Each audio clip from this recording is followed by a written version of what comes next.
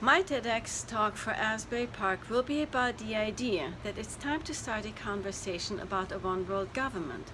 We are experiencing a new wave in nationalism as defined by trade barriers and border walls, by anti-globalization and anti-immigration. Historically, rises in nationalism coupled with economic depressions have been followed by great wars. My perspective for this talk comes from having been a migrant and later on a foreigner in the United States. In fact, even in my country of birth, Iran, I'm treated like a foreigner when traveling back to visit family. I've been discriminated against, bullied, mocked, and vilified. I've experienced the injustice of having been born on the wrong side of the border.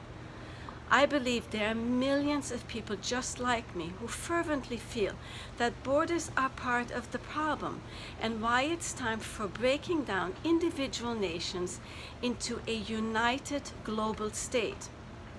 The solution for a one-world government can be founded on the American democratic model with some adjustments. For example, there would be the complete elimination of all military forces and weapons based on a non-violence ideology.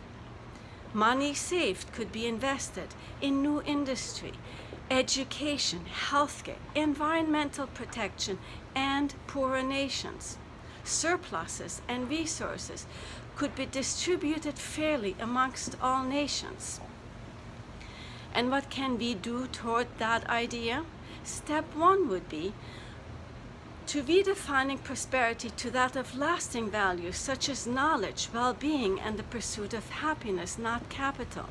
Step two would be to stop living in fear of not having enough. This transformation begins by shifting the mindsets of individuals, for they will be in politics, corporations, and social institutions, changing societies, thus ultimately the world. Now is the time to awaken humanity to the real possibility of everlasting peace. If we fail this time, we will become co-creators in our world's demise.